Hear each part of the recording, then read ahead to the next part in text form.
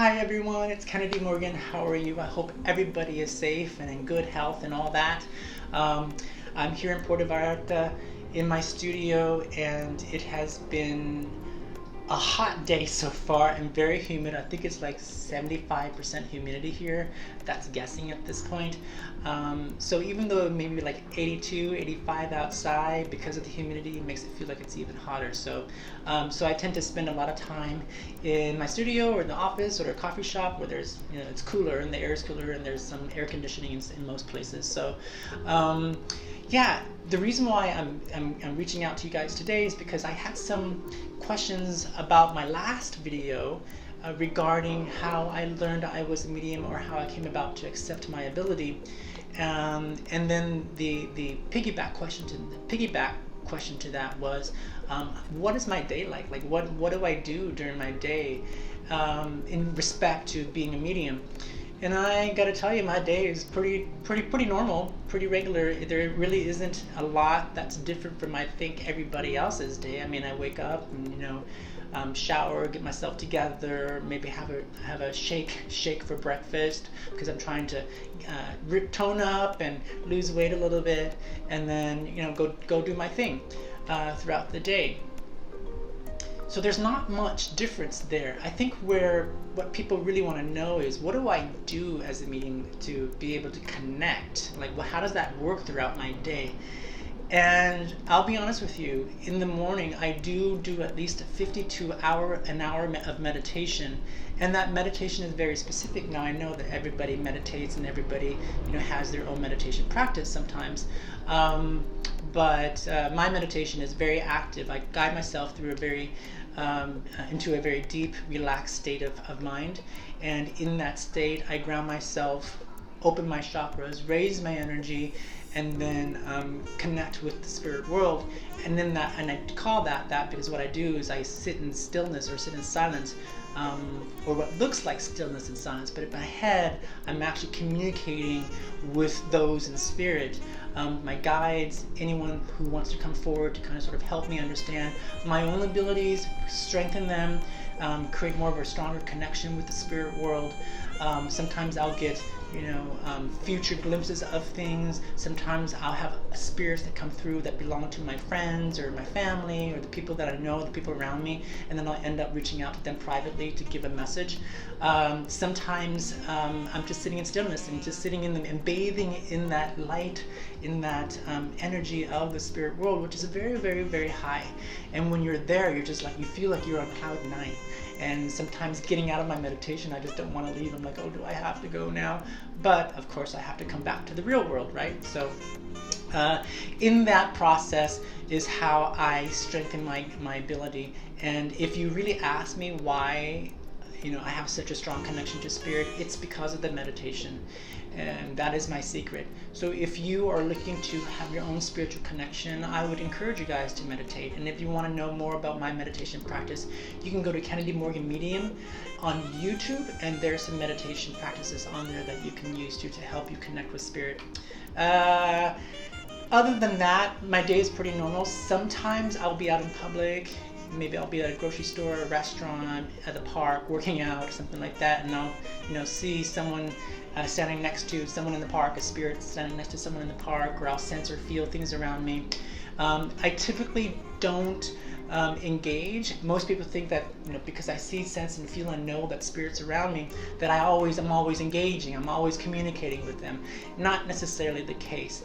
I do try to stay focused here in this physical world as much as possible, because it is a life that I'm living here. It's my life that I still have to live here, and I can't just dedicate 100% of my time to the spirit world as much as I want to, but I still have to live my own life and follow my own path. So I try not to engage as much. However, when spirit does give me the push or the urge to communicate something with a person next to me, or a person across the street, or across the way in the park, then I will actually go over there, introduce myself, ask for permission to give the message, and then give the message.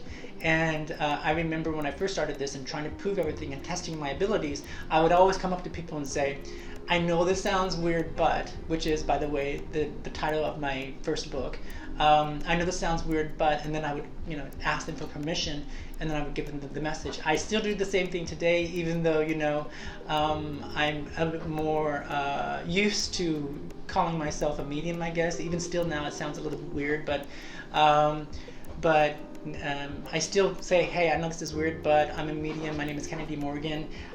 There's a feel of my energy that comes through. It feels like Mom. Would you be open to receiving a message from her? And for the most part, people will say yes.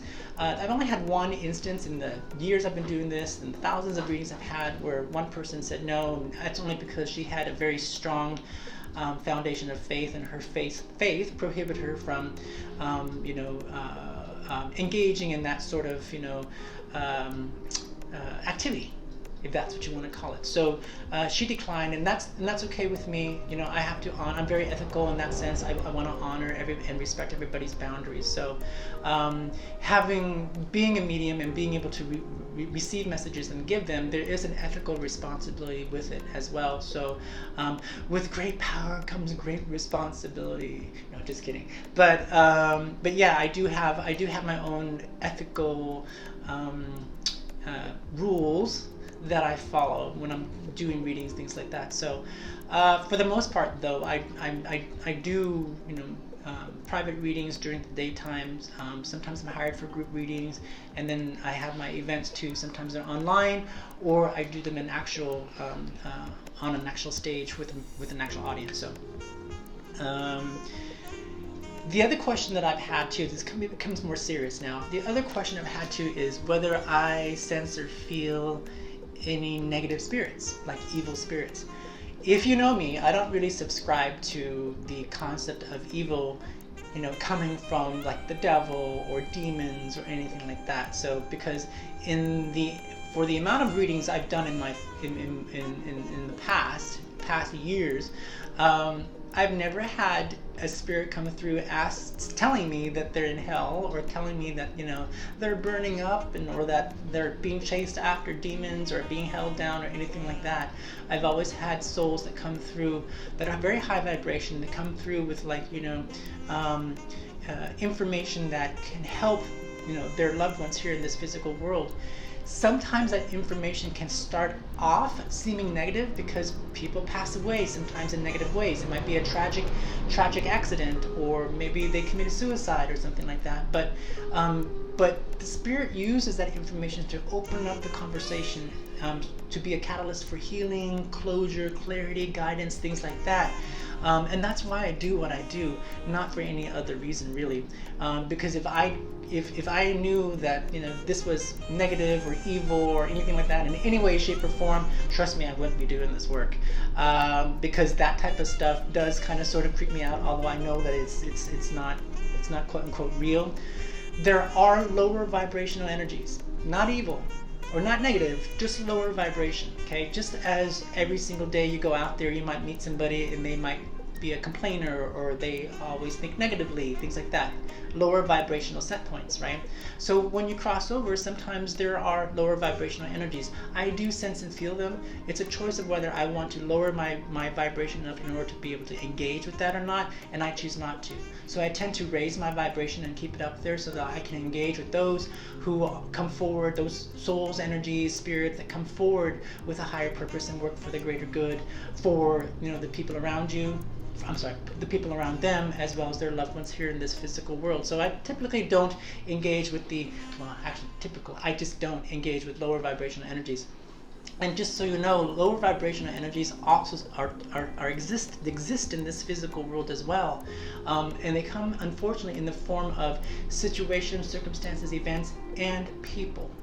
Which is why I'm very, very, very, very, very specific in terms of what situation I put myself in, what type of events I go to, what type of circumstances I want to put myself in or see myself in, and the type of people that I want to surround myself with. I'm very specific about that. And sometimes people think that I'm either being very conceited or selective or picky or even, I would say, dismissive but it's not my intention to be that way in any way, shape, or form. It's just that I'm very specific, and the reason why, because doing what I do, I've got to be able to maintain my high vibration almost at all times if I can.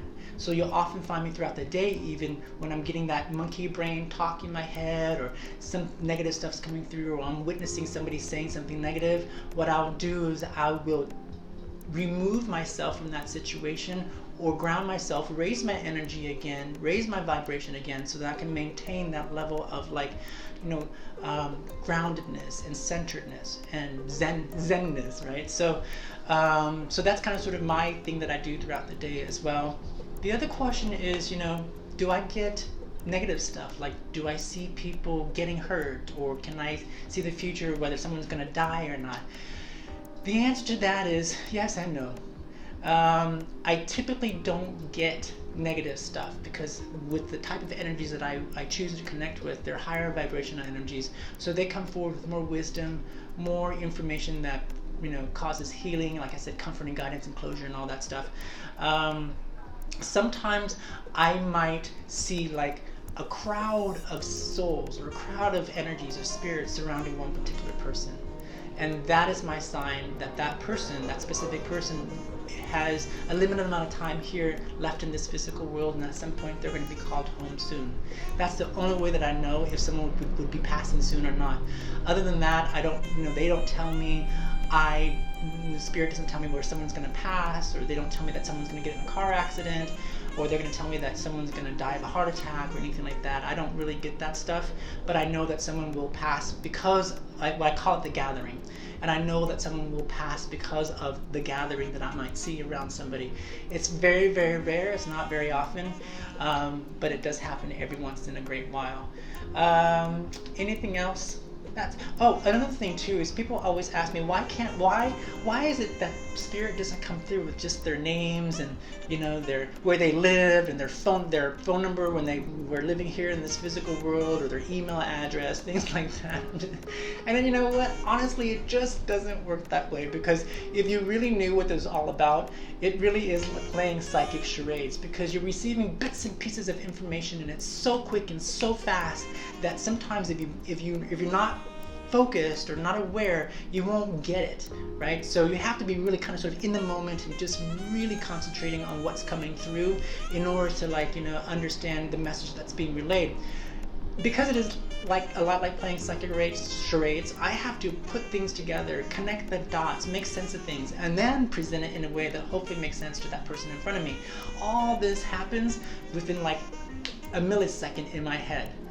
I don't know how it works or why it works that way, but literally, as I'm explaining this to you, it takes like 5 minutes to explain to you, but really it happens like a few seconds in my head, and that's all it takes, and then I deliver that message. And a lot of times as I'm talking to the person in front of me, I'm listening, and I'm receiving at the same time. So I'm receiving information.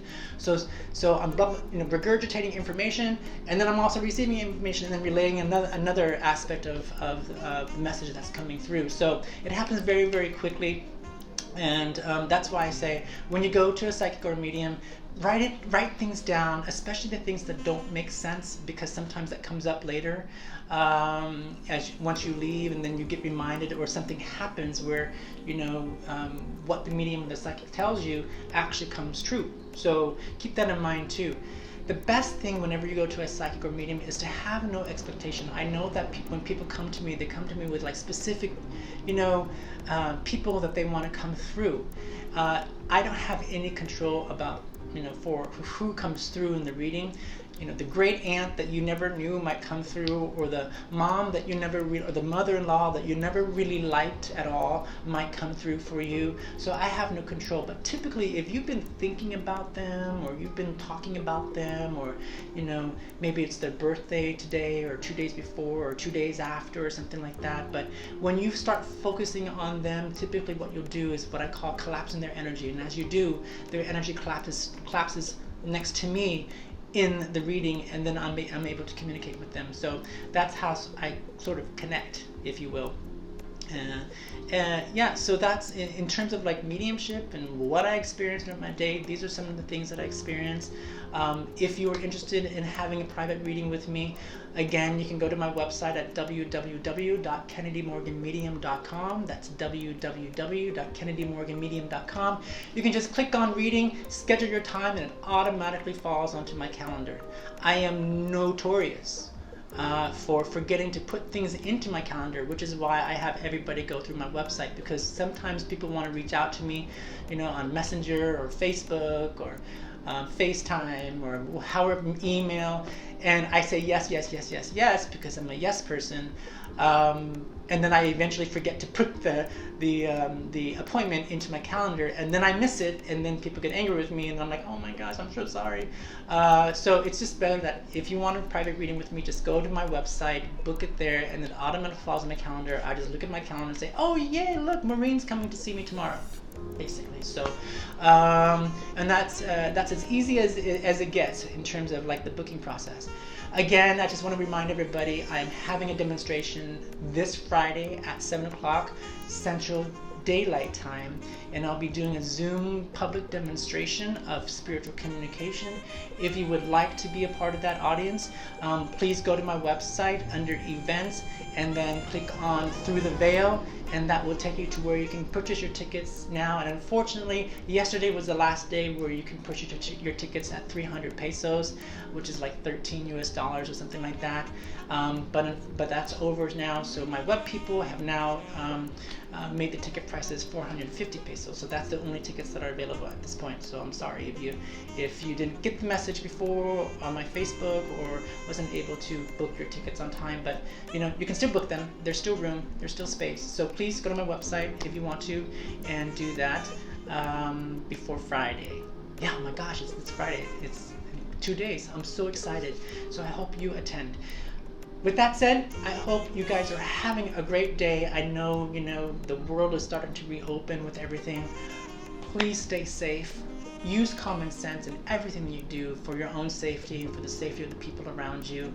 And I know there's been a lot of talk about people shaming one another for, taking responsibility for their own health and safety, as well as the health and safety of others, and not. But please be sure to extend more understanding, compassion, and just love one another just a little bit more, because we really need that more so now than ever before. And if we do that, I know for a fact that we will get through this together, and this whole COVID-19 thing will disappear, whether it be through herd immunity, or would it be through vaccine, or it will be just the collective collaboration of everyone working together to make sure that we take care of one another in getting rid of this virus, so that we can move forward in a greater, bigger, grander aspect of life than what we're experiencing right now. So with that, you guys take care, and lots of love. Bye.